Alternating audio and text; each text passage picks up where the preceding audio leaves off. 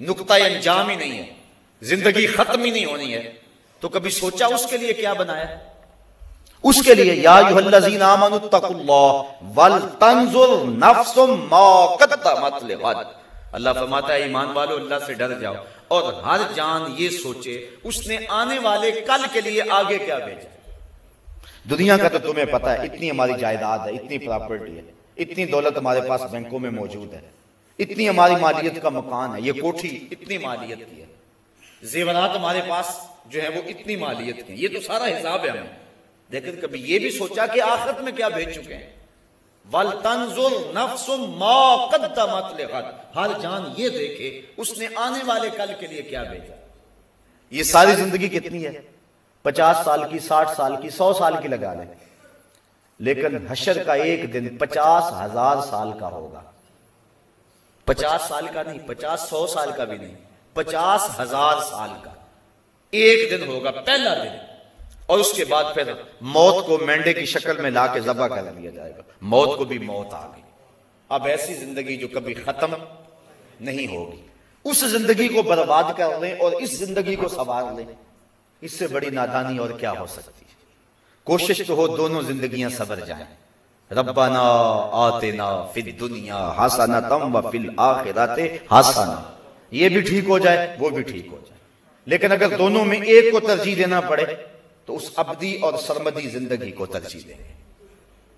تو کہا کہ اس دن کو جھٹلا دیا، ایک ہے زبان سے جھٹلانا، تکذیب کرنا، میں نہیں آخرت کو مانتا، اور ایک ہے اپنے عمل اور اپنے رویے سے آخرت کی تکذیب کرنا، اپنے انداز معاشرت سے آخرت کی تکذیب کرنا۔ میں اور آپ دیکھیں ہمارا جس طرح کا رویہ ہے زندگی گزارنے کا، کیا ہمارا عمل، ہمارا کردار، ہمارے شب و روز، ہماری زندگی کے لیل و نہار آخرت کی تکذیب نہیں کر رہے ہیں؟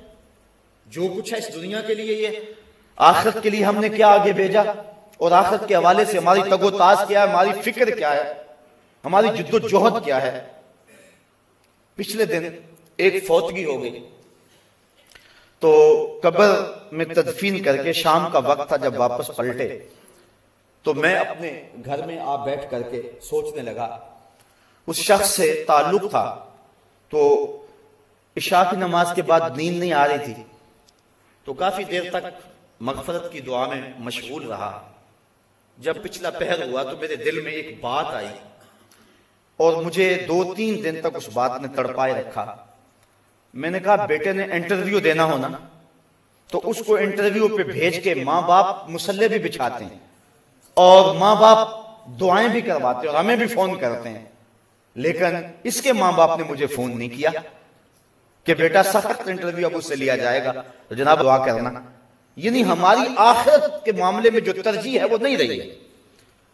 بیٹا یا بیٹی یا عزیز قبر میں اتر جائے تو اس کے بارے میں ہم وہ فکر مند نہیں ہوتے جو اس کے دنیا کے معاملات کے اندر ہماری فکر مندی ہوتی ہے۔ اور اس کو ذرا تھوڑے لمحوں میں تنہائی میں کبھی سوچنا کہ ایسا ہی نہیں ہے تو ہمارا عمل، ہمارا رویہ اور ہماری زندگی جو ہے یہ آخرت کی تکذیب کر رہی ہے۔ تو اللہ تعالیٰ جل شانہ نے ارشاد فرمایا وَيْلٌ يَوْمَئِذٍ لِّلْمُكَذِّبِينَ، خرابی ہے اس دن کو جھٹلانے والوں کے لیے، اس دن کی تکذیب کرنے والوں کے لیے۔ کوئی کہتا ہے یہ جہاں مٹھا اگلا کس نے ڈٹھا، کوئی کہہ رہا جی دیکھ لیں گے آخرت آئے گی تو دیکھ لیں گے، اتنا آسان تو نہیں ہے۔ ایک شخص کہتا ہے جی جہنم میں گئے بھی تو ایک جھٹکا لگے گا، ایک بس غوطہ لگے گا اور آ جائیں گے۔ فما اصبرہم علی النار، لوگوں کا آگ پر کتنا حوصلہ ہے۔ حضور علیہ السلام تشریف فرما تھے کہ اچانک ایک دھماکے کی آواز آئی، فرمایا صحابہ جانتے ہو یہ آواز کیسی ہے؟ کہا اللہ و رسولہ عالم، اللہ اور اس کا رسول خوب جانتا ہے۔ فرمایا 70 سال قبل ایک پتھر جہنم میں پھینکا گیا تھا، اب یہ اس کے پیندے میں گرا ہے، یہ گرنے کی آواز ہے۔ تو 70 سال کی گہرائی ہے جہنم میں، اگر ایک غوطہ بھی لگا تو 140 سال تو لگ جائیں گے، تو کتنا حوصلہ ہے۔ فما اصبرہم علی النار، اللہ قرآن میں کہتا ہے لوگوں کا کتنا حوصلہ ہے آگ پر، کتنی دلیری اور کتنی ہمت ہے آگ پر۔ کوئی کچھ بول رہا ہے، کوئی کچھ بول رہا ہے۔ دنیا میں تو تھوڑی سی تکلیف آ جائے تو دن کو تارے نظر آ جائیں، اور دنیا کی تکلیفیں آخرت کی تکلیفوں کے مقابلے میں حیثیت ہی کیا رکھتی ہیں؟ تو ماں باپ کو جہاں اولاد کے اچھے مستقبل کی فکر ہوتی ہے، اس کا مستقبل ٹھیک ہو جائے، اور مستقبل سے مراد اس کی دنیا کی زندگی کے آخری ایام، کبھی اس کا مستقبل آخرت کا مستقبل بھی سوچنا چاہیے۔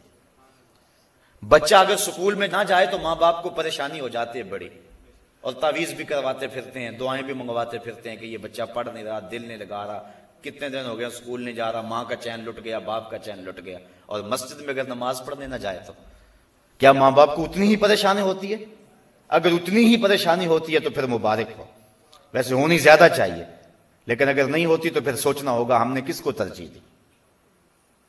ہم صبح بھیجتے ہیں نا اسکول میں بچے کو، تو کتنا تیار کرتے ہیں اس کو، نئے کپڑے جوتے پالش کر کے، ماں کتنے جتن کرتی ہے، اور صبح جب بچے کو مسجد میں بھیجتے ہیں نا تو بستر سے اٹھاتے ہیں اور جو ہے وہ اس کی گردن پہ تھپکی مارتے ہیں کہ چل مسجد میں، اور اس کی ناک بھی بہہ رہی ہوتی ہے، کپڑے بھی اس کے گندلے اور عجیب حالت میں صبح کے وقت مساجد کے اندر بچے بیٹھے ہوئے ہوتے ہیں۔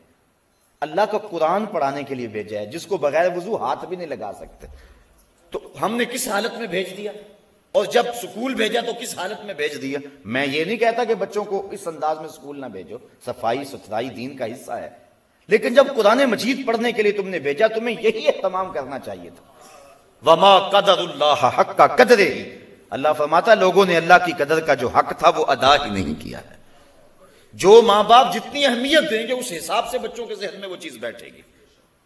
تو فرمایا وما ادراک ما سجین کتاب مرقوم ویل یومئذ للمکذبین الذین یکذبون بیوم الدین وما یکذب بہ الا کل معتد اثیم، اور آخرت کو وہی جھٹلائے گا جو سرکش اور گناہگار ہوگا، جس کے سینے میں خوف خدا کی چنگاری موجود ہوگی، وہ آخرت کی قولاً عملاً کبھی بھی تکذیب نہیں کرے گا۔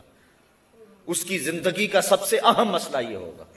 بخاری شریف کتاب الایمان کی روایت ہے، ایک تابعی کہتے ہیں میں 30 صحابہ سے ملا ہوں اور میں نے 30 صحابہ میں ایک کو بھی نہیں دیکھا جو ایمان کے بارے میں فکر مند نہ ہو۔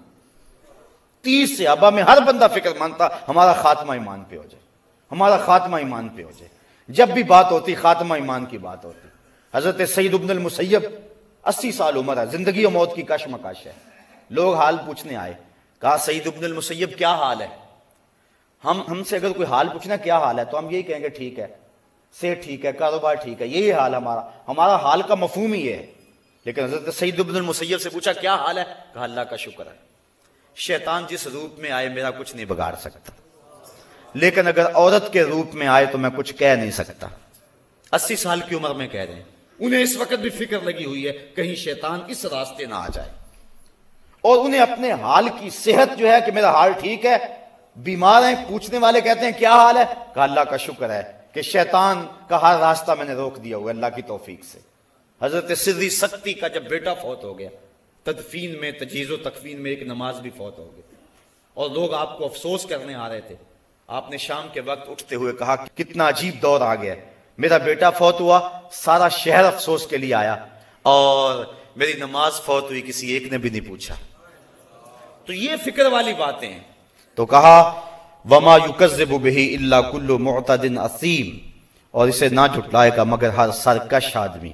اذا تتلی علیہ آیاتنا قال اساطیر الاولین، جب اس کے سامنے یہ آیتیں پڑھی جاتی ہیں وہ کہتا ہے یہ پچھلوں کی قصے کہانیاں ہیں۔ قرآن بھی اس کے من میں جو ہے وہ زیر و بم پیدا نہیں کرتا، قرآن کی آیتیں بھی اس کے اندر روشنی پیدا نہیں کرتی، وہ اتنا اس کا دل جو ہے وہ سیاہ ہو گیا ہے۔ اور یہ کیوں کہتا ہے کہ یہ پچھلوں کی کہانی ہے؟ یہ قولن کہے یا عملن کہے؟ کلا بل ران علی قلوبہم ما کانوا یکسبون، کلا بل کوئی نہیں بلکہ ران علی قلوبہم اس کے دل پر زنگ چڑھا دیا گیا ہے، زنگ چڑھ گیا ہے، ما کانوا یکسبون، اللہ تعالیٰ نے زنگ نہیں چڑھایا، اس کی کرتوتوں کی وجہ سے زنگ چڑھ گیا، دنیا میں انہماک کی وجہ سے زنگ چڑھ گیا، گناہوں کی کثرت کی وجہ سے زنگ چڑھ گیا۔